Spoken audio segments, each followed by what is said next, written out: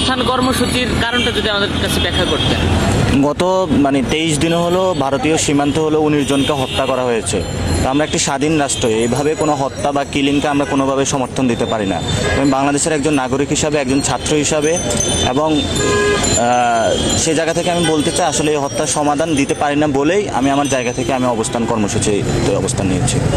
বাংলাদেশে ওইভাবে যে আমাদের সীমান্তে ফেলানি থেকে শুরু করে প্রত্যেকটা হত্যা নিয়ে অনেক কথা হয়েছে, এবং যারাই কথা বলতে গেছে তাদের হলো টুটি চেপে ধরা হয়েছে, এবং সব মানুষে মনে করে যে সীমান্ত হত্যা উচিত না, কিন্তু তারা আসলে মাঠে নামতেছে না, এ বিষয়ে আমার বোধগম্য না। এবং আমি মনে করি বাংলাদেশের যে একটি স্বাধীন রাষ্ট্র হিসাবে প্রতিষ্ঠা হওয়ার পর থেকে বাংলাদেশের ওই জায়গাটায় এসে নেয় যে আমার কে বন্ধু কে শত্রু। এখন আমাদের ইন্ডিয়া বলতেছে যে তারা আমাদের বন্ধু, তাহলে বন্ধু হলে আপনি হত্যা করবেন কেন? কিন্তু হত্যা যদি করতে হয়, বাংলাদেশে কেউ যদি কোনো অপরাধও করে থাকে, বাংলাদেশ বিচারিক আদালতে তার কোনো বিচার হবে, এবং সেক্ষেত্রে আমরা সীমান্তে কোনো হত্যাকে সমর্থন করতে পারি না। এবং সীমান্তে যে বিষয়টা ইন্ডিয়া করতেছে, যে আমাদের কয়েকদিন আগে হলো সীমান্তে ফেনী নদীর পানিও নিয়ে দিচ্ছে, সেখানে আমাদের তিস্তা নদীর পানিরও আমরা এখনও কোনো হিসাব পাইনি। তো ফলত সব জায়গা থেকে আমরা তাদের দ্বারা হলো বঞ্চিত হচ্ছি, এবং আমাদের প্রতি আগ্রাসন চালানো হচ্ছে। সেই আগ্রাসনের বিরুদ্ধে আমি মনে করি বাংলাদেশের প্রত্যেকটা মানুষ ভবিষ্যতে কথা বলবে, হয়তো বলে নাই, বলার প্রয়োজনীয়তা আসছে, এই সময়ে কথা বলাটা এখান থেকে শুরু হবে।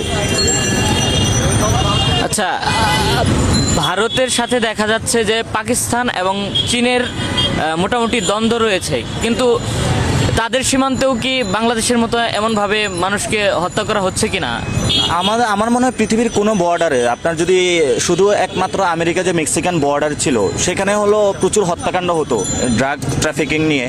তো সেই হত্যাগুলো তারা রেট কমিয়ে আনছে, যেটা হলো ওয়ার্ল্ড একটা মোস্ট ডেঞ্জারাস জোন ছিল, এবং যেখানে হলো দুইটা বৈরী রাষ্ট্র পাকিস্তান ইন্ডিয়ার মধ্যে হলো সবসময় যুদ্ধাংদেহী একটা অবস্থা। সেই জায়গা থেকেও তাদের মধ্যে এত হত্যা বেশি হচ্ছে না। কিন্তু আসলে বাংলাদেশের কি পররাষ্ট্রমন্ত্রী এতই নতজানু যে আমরা প্রতিনিয়ত আমাদেরকে পাখির মতন গুলি করে হত্যা করবে, আর আমরা হত্যাগুলো মেনে নিচ্ছি?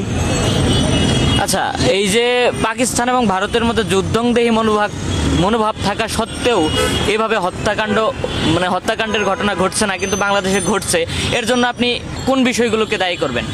এখানে দাবি ইতিহাসের দায়টা অনেক বড়। এখানে মানুষের যেমন সামষ্টিক দায় আছে, আমাদের পররাষ্ট্র যে নীতি আছে সেখানে সামষ্টিক দায় গেছে, আমরা যারা গভর্নমেন্ট এসেছে তাদেরও সেই দায় নিতে হবে, এবং এই দায়টা পুরো বাংলাদেশের মানুষ যদি সেখানে হলো এই দায় থেকে ওঠার জন্য হলো নতুন করে দাঁড়াতো, তাহলে এই দায়টা হলো আর কেউ নিতে হতো না। সেখানে গভর্নমেন্টও আসতো, বাংলাদেশি মানুষও আসতো, সবাই আসতো। ফলত আমি মনে করি এই দায়টা প্রত্যেকের, এবং এই দায় থেকে আসলে এখানে বসা। আচ্ছা, আপনি কি মনে করেন যে বাংলাদেশের পররাষ্ট্রনীতির সংস্কার করা দরকার? বাংলাদেশে শুধু পররাষ্ট্র না দেয়, বাংলাদেশের সর্বক্ষেত্রে সংস্কার জরুরি, এবং এখানে শুধু পররাষ্ট্র, আমাদের পররাষ্ট্রনীতি আমাদের রোহিঙ্গা ক্রাইসিস আছে, সেখানে কেউ আমরা কোনো সমাধান দিতে পারি নাই, এবং আমাদের বে অফ বেঙ্গল আছে সেখানে আমরা কোনো সমাধান দিতে পারি নাই ভালো করে। তো আমাদের প্রত্যেকটা জায়গায় কিন্তু সমাধান আমরা মনে করি যে তরুণ যারা প্রজন্ম নতুন করে আসবে তারা সেই সমাধানগুলো নিয়ে আসবে, এবং বাংলাদেশ একটি সত্যিকারের স্বাধীন রাষ্ট্র হিসেবে প্রতিষ্ঠিত হবে। আচ্ছা, আপনি এখানে অবস্থান কর্মসূচিতে বসছেন, আপনার মূল দাবিগুলো যদি আমার কাছে একটু স্পষ্ট করতেন।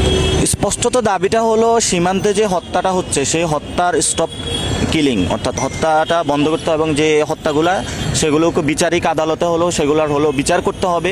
সেখানে যদি আমাদের দেশের যদি অপরাধ থাকে তাহলে তাকে বিচারে নেওয়া হবে, যদি ওদের দেশের অপরাধ থাকে তাহলে বিচারে নেওয়া হবে। আই থিঙ্ক এটা হলো ইন্টারন্যাশনাল কমিউনিটি থেকে শুরু করে একটা বিচারিক আদালতে যাওয়া প্রয়োজন। আর সেকেন্ড যে বিষয়টা সেটা হলো আমাদের সীমান্ত দুই দেশের শুধু হত্যায় না, আরও অনেক কিছু বিষয়। এখন আপনি গরু আসতে দিবেন না, কিন্তু আপনি ঠিকই তো শাড়ি দিচ্ছেন, আপনি ফেন্সিডিল দিচ্ছেন, তাহলে ফেন্সিডিল দিচ্ছেন, গরু খাইতে পারবে না, ফেন্সিডিল খাইতে পারবে, এটা তো ইলজিক্যাল একটা সিদ্ধান্ত। তো সেই জায়গা থেকে আমি মনে করি যেমন হত্যাটাও বন্ধ করতে হবে, সীমান্ত সমস্যার সমাধান করতে হবে। কতক্ষণ আপনি অবস্থান কর্মসূচি? আমি অবস্থান বসেছি, আমি মনে করি যে আমার যতটুকু সামর্থ্য আছে আমি ততক্ষণ পর্যন্ত হলো অবস্থান কর্মসূচি, সেটা যদি 1 বছর হয় 2 বছর হয়, আমি হলো আমার অবস্থান কর্মসূচি চালিয়ে যাব, এবং সেই দৃঢ় প্রতিজ্ঞা থেকে আমি এখানে বসেছি।